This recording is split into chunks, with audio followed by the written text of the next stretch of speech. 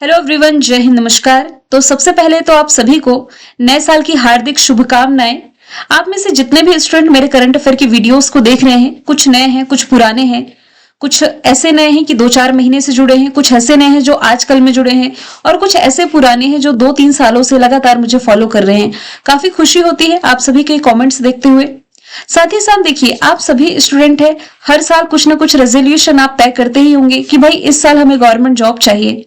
आपके government job की तैयारी में मेरा करंट अफेयर के माध्यम से कुछ ना कुछ योगदान मिल पा रहा है, इसके लिए मैं बहुत ग्रेटफुल हूं और आशा करती हूं कि आप में से जो किसी भी एग्जाम की तैयारी कर रहे हैं, सबके अपने अपने टारगेट्स हैं, वो इस साल जरूर अचीव हो। इसी मंगल कामना के साथ चलिए शुरू करते हैं साल के पहले दिन का करंट अफेयर। 1 जनवरी के करंट अफेयर तो हम देखेंगे ही, लेकिन 31 दिसंबर कल के दिन का करंट अफेयर नहीं हो पाया था व्यस्तता के कारण, तो वो भी हम डिस्कस करने जा रहे हैं। लगे हाथ में आपको एक और जानकारी दे देती हूँ। 2025 के ईयरली करंट अफेयर का कोर्स आप लोगों के लिए लॉन्च किया गया था, जिसमें कि जुलाई से दिसंबर तक का डेटा कंप्लीट करा दिया गया है। कुछ टॉपिक वाइज करंट अफेयर भी हो गए हैं।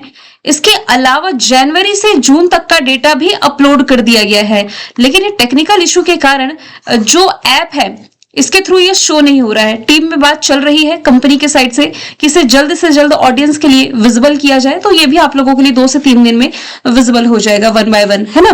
तो आप इस क्रैश कोर्स को ले सकते हैं, जिसमें कि जनवरी से दिसंबर तक का कंप्लीट करंट अफेयर, साथ ही में आप लोगों को टॉपिक वाइज करंट अफेयर भी देखने को मिल जाते हैं। और इस कोर्स के माध्यम से आपके करंट अफेयर का पूरा बोझ कम हो जाता है। सब कुछ इसमें कवर कराया जा रहा है। जब लॉन्च किया गया था तब 249 रुपीज इसका प्राइस था। आज इस प्राइस को और हम कर देते हैं कम। 24 घंटे के लिए ये न्यू ईयर का ऑफर आप लोगों के लिए है। 249 का ये जो कोर्स है आप लोगों को सिर्फ आज के लिए मिलता है 200 रुपीज में। देखिए, सबसे पहले ईयरली कोर्स हमने लॉन्च किया था 299 में, लास्ट ईयर जो किया था, इसे कम करके 249 किया। लेकिन अब 24 घंटे का ये स्पेशल ऑफर अपने हाथ से ना जाने दें, जिसमें कि 200 रुपए में कंप्लीट करंट अफेयर का कोर्स आपको मिल जाता है। साथ ही में 3 महीने की ई बुक भी इसमें फ्री में ऑलरेडी डाली जा चुकी है, आप चेक कर सकते हैं। डाउनलोड कर सकते हैं आप कल्याणी मैम का जो ऑफिशियल ऐप है। ऐप का नाम ही कल्याणी मैम ऑफिशियल है, जहां पर आपको ये सभी ऑप्शंस मिल जाते हैं। चलिए अब शुरू करते हैं। पहली बात तो रिवीजन कर लेते हैं प्रीवियस डे का। अभी हाल ही में गुजरात ये 33 साल के बाद पुनः टाइगर स्टेट का दर्जा पा चुका है। अभी हाल ही में उदय माहुरकर की किताब है आइडिया ऑफ नेशन फर्स्ट, ये लिखी गई है। दुनिया की सबसे लंबी एक्सप्रेसवे सुरंग शुरू की गई चाइना में। परम रुद्र सुपर कंप्यूटर ये बिहार में पहली बार शुरू किया गया है, बिहार का पहला आप कह सकते हैं। कोप 17 सम्मेलन के लिए आधिकारिक लोगो ये आर्मेनिया में लॉन्च किया गया है। अभी कोप 17 जो होना है आर्मेनिया होस्ट करेगा। किसके द्वारा? पहला made in India MRI scanner विकसित किया गया जोहो के द्वारा। केंद्र सरकार के द्वारा सुप्रीम कोर्ट के लिए एडिशनल सॉलिसिटर जनरल के रूप में सीनियर अधिवक्ता देवेंद्र पाल सिंह, अनिल कौशिक और कनक मेडाला रविंद्र कुमार की नियुक्ति की गई है। न्यू बैलेंस का पहला भारतीय एम्बेसडर बनाया गया जानवी कपूर को। 40वीं एशियाई जल पक्षी जनगणना की शुरुआत गोदावरी नदी के मुहाने पर शुरू की जाएगी। और किस राज्य सरकार ने अपने सभी सरकारी स्कूलों में न्यूज़पेपर पढ़ना कंपलसरी किया? तो ये उत्तर प्रदेश है। ये क्वेश्चंस हमने पढ़ रखे हैं। चलिए शुरू करते हैं आज का हमारा पहला सवाल। सवाल है, आज ही के दिन से यानी कि 1 जनवरी 2026 से किस देश ने भारतीय एक्सपोर्ट्स के लिए, एक्सपोर्ट का मतलब भारत से सामान जो निर्यात होता है दूसरी कंट्रीज के लिए, तो भारतीय एक्सपोर्ट्स के लिए 100% यानी कि 100% टैरिफ लाइनों पर कस्टम ड्यूटी खत्म करने की घोषणा करी है। तो भारतीय उत्पादों पर अपनी कस्टम ड्यूटी ये खत्म करने जा रहा है ऑस्ट्रेलिया। आज ही के दिन से यानी कि 1 जनवरी से पूरी तरीके से फुल ड्यूटी फ्री एक्सेस मिल सकेगा भारतीय उत्पादों को। समझौते के हिस्से की यदि बात की जाए तो भारत ऑस्ट्रेलिया आर्थिक सहयोग और व्यापार समझौता, आप इसे ही कह सकते हैं India Australia economic corporation and trade agreement के तहत दोनों ही देशों के बीच में समझौता हुआ है। ये ECTA 2022 में लागू हुआ था, अब 3 साल हो चुके हैं। इससे किन किन सेक्टर्स को लाभ होगा? टेक्सटाइल को, लेदर को, रत्न आभूषण, फार्मास्यूटिकल वाला जो सेक्टर है, इसके अलावा कृषि जैसे श्रम गहन क्षेत्रों को भी इसका लाभ मिल सकेगा, क्योंकि इससे प्रवेश बाधाएं कम होंगी और डिमांड बढ़ेगी। भाई जब कस्टम ड्यूटी लगेगी ही नहीं तो सामान पर और ज्यादा बोझ नहीं बढ़ेगा, यानी कि टैक्स एक्स्ट्रा नहीं लगेगा, तो महंगाई लगेगी नहीं इसमें, यानी कि एक्स्ट्रा पैसे ऐड नहीं होंगे उन सामान पर जो भारत से एक्सपोर्ट हो रहा है ऑस्ट्रेलिया के लिए। अब महंगाई इसमें सामान में बढ़ी नहीं तो ऑब्वियस है कि इसकी डिमांड बढ़ेगी। बात की जाए ऑस्ट्रेलिया की, कैपिटल कैनबरा, करेंसी डॉलर, प्रधानमंत्री एंथनी अल्बनीज है। इसे द्वीपीय महाद्वीप कहा जाता है क्योंकि ये चारों तरफ से पानी से घिरा हुआ है। अभी हाल ही में ऑस्ट्रेलिया टूरिज्म की ब्रांड एम्बेसडर सारा तेंदुलकर बनी। दुनिया के मशहूर बीचों में से एक है बॉन्डी बीच। यहाँ भी हाल ही में गोलीबारी हुई जिसके बाद से गन बायबैक स्कीम की घोषणा ऑस्ट्रेलिया ने करी। दुनिया का ऐसा पहला देश ऑस्ट्रेलिया बना जिसने कि 16 साल से कम उम्र के बच्चों के लिए सोशल मीडिया का उपयोग पूरी तरीके से बैन किया। पैलेस्टाइन को ऑफिशियली तौर पर मान्यता देने की घोषणा इसने करी है। अभी हाल ही में आईवीएफ का उपयोग करके पहले कंगारू भ्रूण को सफल बनाया ऑस्ट्रेलिया ने। ऑस्ट्रो हिंद अभ्यास भारत ऑस्ट्रेलिया के बीच हुई। ऑस्ट्रेलिया की डेक्कन यूनिवर्सिटी और वोलोंगोंग यूनिवर्सिटी गुजरात की गिफ्ट सिटी में कैंपस ओपन किए हैं। इसके अलावा एक और यूनिवर्सिटी है विक्टोरिया, ये गुड़गांव हरियाणा में कैंपस ओपन करने जा रही, ये भी ऑस्ट्रेलिया की है। मोनास यूनिवर्सिटी के शोधकर्ताओं ने पहली बायोनिक आंख डेवलप की है दुनिया की, और चर्चे में रहा राइट टू डिस्कनेक्ट कानून आप इसी कंट्री से रिलेट करेंगे। अभी हमने देखा था कि अमेरिका ये भारत पर 50% का टैरिफ लगाने जा रहा। अमेरिका के बाद जो मैक्सिको है ये भारत समेत 5 एशियाई देशों पर 50% का टैरिफ लगाने जा रहा है। रिसेंटली भारत ने फ्री ट्रेड एग्रीमेंट किया न्यूजीलैंड के साथ। तो सभी फैक्ट हाल फिलहाल में हमने पढ़ रखे हैं। दूसरे नंबर का सवाल है पार्वती अर्गा पक्षी अभ्यारण्य, इसे अभी हाल ही में इको सेंसिटिव जोन घोषित किया गया। पूछा जा रहा है किस राज्य में स्थित है, तो ये हो जाएगा उत्तर प्रदेश में। तो उत्तर प्रदेश के गोंडा जिले में है। विशेषता ये है कि ये अपनी 2 जुड़ी हुई झील कौन कौन सी, पार्वती और अर्गा से बना एक स्थायी मीठे पानी का अभ्यारण्य है। महत्व क्या है, तो स्थानीय प्रवासियों के लिए, जो स्थानीय प्रवासी पक्षी, इसके लिए एक महत्वपूर्ण आवास और प्रजनन स्थान है, और रामसर सम्मेलन के दौरान इसे अंतरराष्ट्रीय स्तर पर भी मान्यता प्राप्त है। ये एक वेटलैंड है, वेटलैंड यानी कि आर्द्र भूमि। अब यहां से उत्तर प्रदेश की राजधानी लखनऊ, मुख्यमंत्री योगी आदित्यनाथ, राज्यपाल आनंदीबेन पटेल है। नेशनल पार्क में Dudhwa, Pilibhit, Amangarh, Ranipur wild life sanctuary. राज्य के पशु 12 सिंगा, पक्षी है सारस। लोकसभा सीटें 80, राज्यसभा सीटों की संख्या 31 है। हमने देखा ही है कि सभी सरकारी स्कूलों में न्यूज़पेपर यहाँ कंपलसरी किया गया है। लखनऊ को सिटी ऑफ गैस्ट्रोनॉमी में शामिल किया है यूनेस्को ने। अभी हाल ही में मथुरा के जो पारंपरिक जरी पोशाक है इसे जीआई टैग मिला। भारत का पहला वन विश्वविद्यालय गोरखपुर में बनेगा। सितंबर के महीने में यहाँ पर नो हेलमेट नो फ्यूल सड़क सुरक्षा अभियान की शुरुआत की गई थी। AK-203 असॉल्ट राइफल का निर्माण अमेठी में होना है। शशि प्रकाश गोयल यूपी के मुख्य सचिव बने। Raphe M fibre private limited ने गौतम बुद्ध नगर में देश के सबसे बड़े एरो इंजन परीक्षण केंद्र को बनाया है। इसके अलावा मेरठ में भारत का सबसे पहला अश्वरोग मुक्त अपार्टमेंट स्थापित किया गया। शुभांशु शुक्ला के नाम पर स्कॉलरशिप की घोषणा उत्तर प्रदेश गवर्नमेंट ने करी है। कैलाश मानसरोवर की यात्रा पर जाने वाले श्रद्धालुओं को 1 लाख रुपए देगी उत्तर प्रदेश गवर्नमेंट। पहला फ्लोटिंग घाट अयोध्या में विजन 2047 पेश किया उत्तर प्रदेश ने, और ITI चलो अभियान की भी शुरुआत इसी ने करी है। तीसरा नंबर का सवाल है Salman Khan the sultan of Bollywood नामक किताब है। सलमान खान ही टाइटल है किताब का, जो कि लिखी गई है किताब मोहर बासु के द्वारा। ऑप्शन नंबर ए इसका राइट आंसर हो जाएगा। इनके बॉलीवुड करियर के बारे में इस किताब में बताया गया है। हालांकि कुछ किताबों का यदि हम रिवीजन करें तो प्रीवियस क्लास में हमने एक किताब देखी थी उदय माहुरकर की my idea of Nations first. I am Georgia किताब है इटली की प्रधानमंत्री जॉर्जिया मेलोनी की। अभिनेता अनुपम खेर की किताब है different but no less. Mother Mary comes to me Arundhati Roy की। Tomb of sand Geetanjali Shree. Time shelter Georgi Gospodinov. Kairos है जेनी अर्पनबेक की। हार्ट लैंप है बानो मुस्ताक की। ये चारों नाम सीक्वेंस से मैं क्यों मेंशन करती हूँ, ये सभी इंटरनेशनल बुकर पुरस्कार विजेता है। 2022, 23, 24, सबसे इंपॉर्टेंट 2025 का है। बानो मुस्ताक वाला फैक्ट याद रखेंगे, इस साल BPSC ने पूछा है। इन प्रेस ऑफ कॉलियंस पॉलिटिक्स किताब है मनोज के झा की। एम स्वामीनाथन प्रियंबदा जयकुमार की। वुमन लाइफ फ्रीडम है मरजानी सत्रापे की। डिफरेंट काइंड ऑफ पार है जेसिका अर्डन की। The diary of cricketer wife है पूजा पुजारा की। द विनर माइंड सेट है सेन वॉटसन की। वाई भारत मैटर्स है जयशंकर की। वाई द कॉन्स्टिट्यूशन मैटर है धनंजय यशवंत चंद्रचूड़ की। लियो है PS रमन की। 12th फेल अनुराग पाठक की। नाइफ हो जाएगी सलमान रश्दी की। सवाल चौथा है माउंट एटना ये किस देश के पूर्वी तट पर स्थित एक स्ट्रेटो वॉल्केनो है, तो ये हो जाएगा इटली के सिसिली के पूर्वी तट पर, ईस्ट साइड पर हो जाएगा। अभी हाल ही में इसमें विस्फोट देखने को मिला है, इसलिए चर्चे में आया है। तो माउंट एटना एक्टिव वॉल्केनो का एग्जाम्पल है, कहां पर, तो इटली में। यहां से आपके दो फैक्ट बनते हैं, एक तो हम वॉल्केनो के बारे में देखेंगे, दूसरा हम इटली के बारे में भी देखेंगे। सबसे पहले इटली को आप मैप के थ्रू देखिए, मेडिटेरियन सी के ऊपर में ये जो कंट्री आप देख पा रहे हैं इटली है, इसकी कैपिटल रोम, टाइबर नदी के किनारे रोम बसा हुआ है, जहां फूड एंड एग्रीकल्चर ऑर्गेनाइजेशन का हेडक्वार्टर है। राष्ट्रपति सर्जिया मेट्रोला है, प्रधानमंत्री जॉर्जिया मेलोनी है। अभी हाल ही में इसने फेमिसाइड को एक अलग और गंभीर अपराध के रूप में मान्यता दी है। फेमिसाइड यानी कि महिला हत्या। डेविस कप 2025 का इटली ने जीता। अपने कुजीन के लिए यूनेस्को की अमूर्त सांस्कृतिक विरासत सूची में मान्यता पाने वाला ये पहला देश बना है। अब चलिए देख लेते हैं कुछ एक्टिव वॉल्केनो के एग्जाम्पल। भारत में तो एक ही एक्टिव वॉल्केनो है, बैरन द्वीप, ये अंडमान वाले एरिया में देख पा रहे हैं।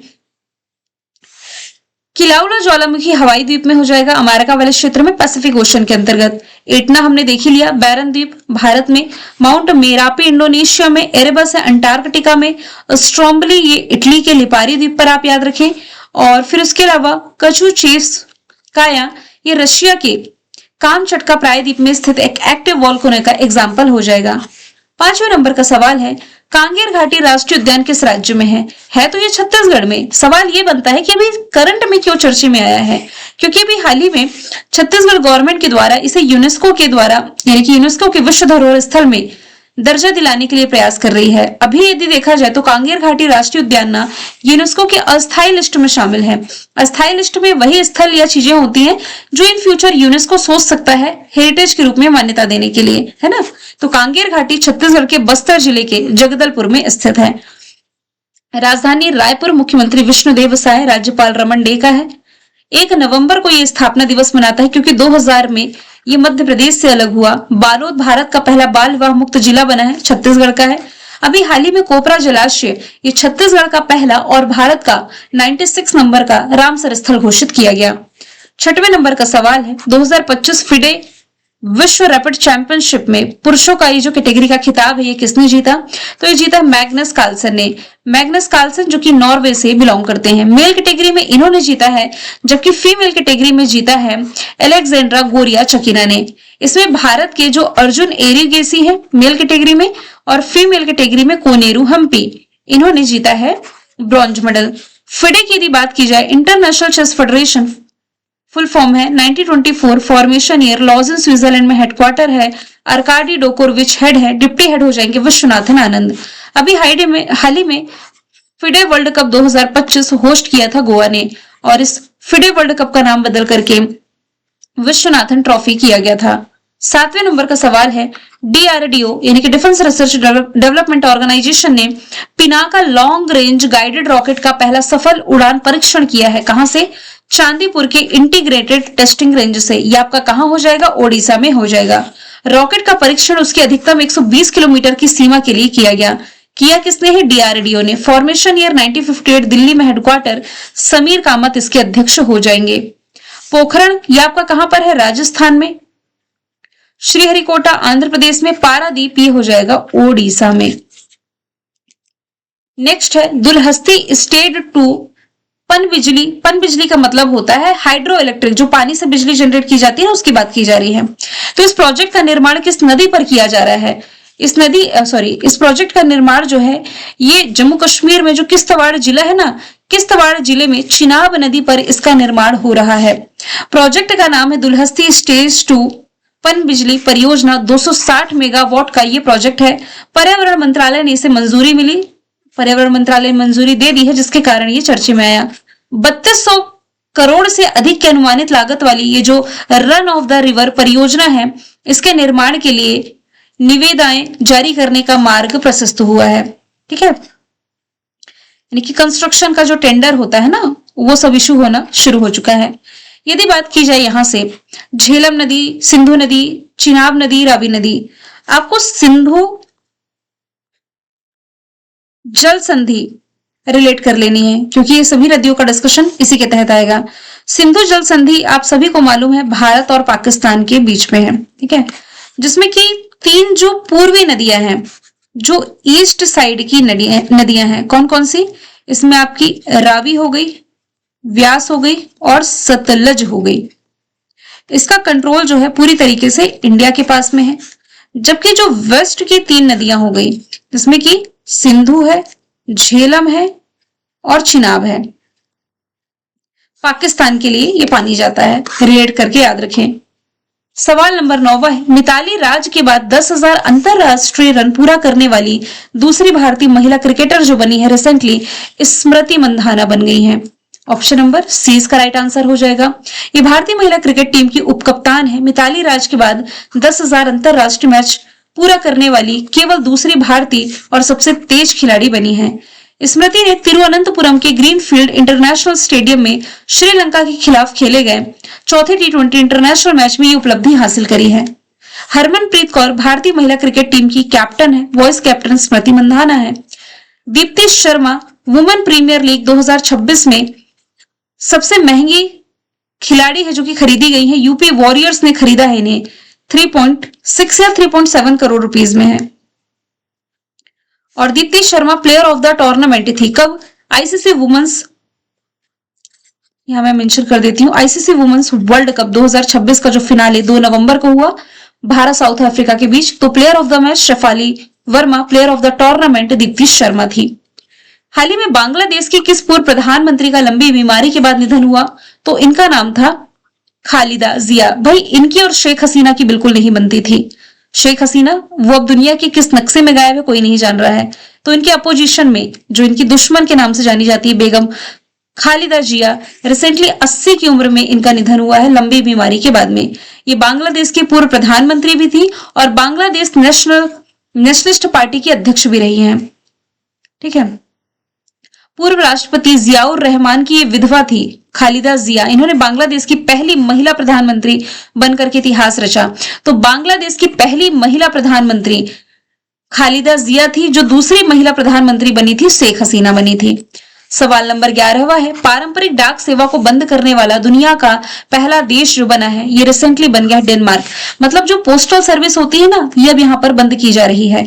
क्यों बंद की जा रही है? क्योंकि देखिए सोशल मीडिया का जमाना आ चुका है और डिजिटली लोग सर्विसेज लेना ज्यादा पसंद करते हैं, है ना। तो यहाँ पर ना सरकारी डाक सेवा में 90% से अधिक गिरावट देखी गई, जिसके बाद से इसे बंद करने का फैसला किया गया। ये डेनमार्क वही कंट्री है जो कि करप्शन इंडेक्स में टॉप पर है। ऐसी कंट्री जहां करप्शन सबसे कम होता है। करप्शन इंडेक्स से ट्रांसपेरेंसी इंटरनेशनल के द्वारा रिलीज किया जाता है, जिसमें कि भारत की रैंकिंग 96 हो जाएगी। अब दुनिया के पहले देश का हम रिवीजन करते हैं। 16 साल से कम उम्र के बच्चों के लिए सोशल मीडिया पर बैन लगाने वाला पहला देश ऑस्ट्रेलिया। अपने कुजीन के लिए यूनेस्को अमूर्त सांस्कृतिक विरासत सूची में मान्यता पाने वाला पहला देश इटली। सोमालीलैंड को स्वतंत्र राष्ट्र के रूप में मान्यता देने वाला देश पहला जो बना इजराइल बना। न्यू बॉर्न बेबीज और छोटे बच्चों के लिए मलेरिया की पहली दवा विकसित की स्विट्जरलैंड ने। अफगानिस्तान में तालिबान सरकार को ऑफिशियली तौर पर मान्यता देने वाला देश रशिया। दुनिया की पहली गैर बाइनरी शिप लॉन्च की चाइना ने। दुनिया का पहला 10 गीगाबिट ब्रॉडबैंड नेटवर्क लॉन्च किया चाइना ने। ऑर्बिट में दुनिया का पहला सुपर कंप्यूटर बनाने के लिए चाइना ने पहला AI उपग्रह लॉन्च किया। सिलिकॉन मुक्त दुनिया का पहला कंप्यूटर अमेरिका ने बनाया। दुनिया का पहला मानव ब्लैडर का सफल ट्रांसप्लांट अमेरिका ने किया। जीनोम संपादित चावलों की किस्मों का विकास करने वाला दुनिया का पहला देश अपना देश भारत है। भारत ने दुनिया का पहला क्वांटम आधारित प्लेटफॉर्म लॉन्च किया। व्यवसायिक पैमाने पर दुनिया का पहला मेथनॉल प्लांट शुरू किया डेनमार्क ने। WHO द्वारा मलेरिया मुक्त सर्टिफाइड होने वाला अमेज़न क्षेत्र का पहला देश सूरीनाम है। दुनिया का पहला जेट संचालित उड़ने वाला ह्यूमनॉइड रोबोट बनाया इटली ने। कुष्ठ रोग खत्म करने वाला पहला देश जॉर्डन है। सभी ग्लेशियरों को खोने वाला पहला देश वेनेजुएला। 4 दिन का वर्क वीक लाने वाला एशिया का पहला देश सिंगापुर।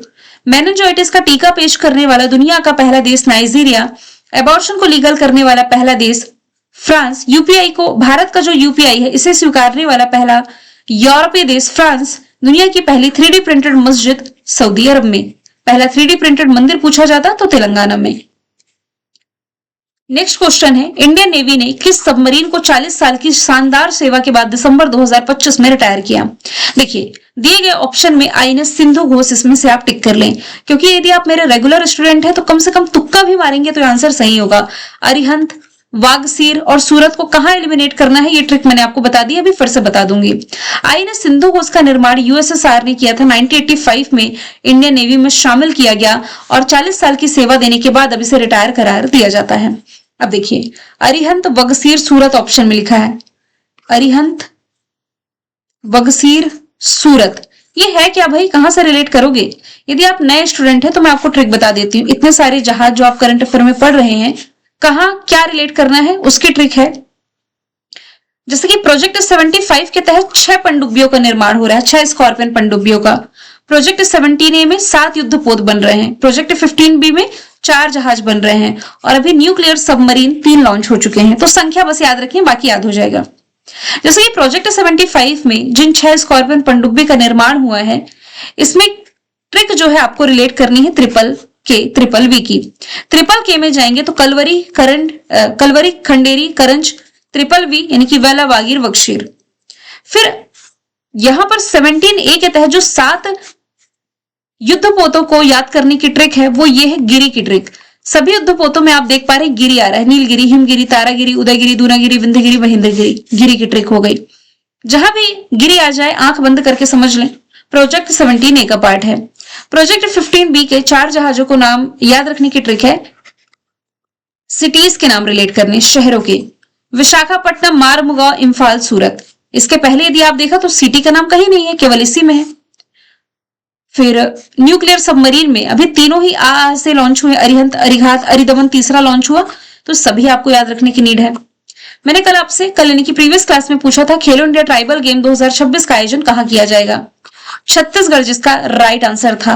आज का सवाल है, दुनिया का सबसे बड़ा गोलाकार पत्थर का भूल भुलैया किस राज्य में खोजा गया? तो आंसर इसका जो भी आप कमेंट बॉक्स में बताइए। साल के नए दिन अपना फीडबैक लिखना बिल्कुल ना भूलें। मैं सभी के आज कमेंट का रिप्लाई करने वाली हूँ। मिलते हैं नेक्स्ट क्लास में। Thank you so much.